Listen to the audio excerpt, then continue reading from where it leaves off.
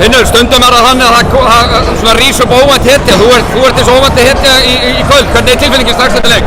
Bara geggjuð. Við ætlum að koma og sigra og fá leikinn á laugardaginn. Við lofum gjaldkerðuna, þannig að hann gríðarlega ánægður núna væntanlega. Já, það má líklega gera ráð fyrir gjörsamlega sneisa fullu húsi og væntanlega öll íslenska þjóðin að fylgjast með. Þetta ekki bara dálítið gaman? Svona átt að vera. Þetta getur íþrótti bara yfir höfuð snúast 8 leikur, winner takes all, allt undir. Lætur allt í þetta og bara lætur að flagga.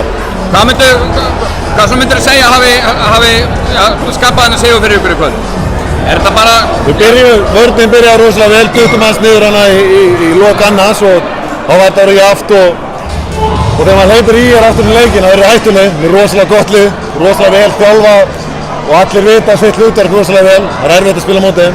Þannig að við verðum bara að vera þolinmóðir og láta boltan ganga í sóninni og vera ekki að flýta okkur ofur mikið en samt ekki vera á einhverjum skemmtöku það, þannig að mínum að verða vörðin, það er 75 stöð, það er svaka fínt. 75-80, já. Hvernig heldur að 8 leikurinn verði? Það verður náttúrulega alveg stórklað. Ég segi bara að fólk sem ætlar að koma á leikinn, það er eins og þeir mæti kl. 5. Húsið opnar væntanlega kl. 6 og burgar og líf og fjör á laugardegi, öll fjölskylda með og það bara winner takes all eins og maður segir.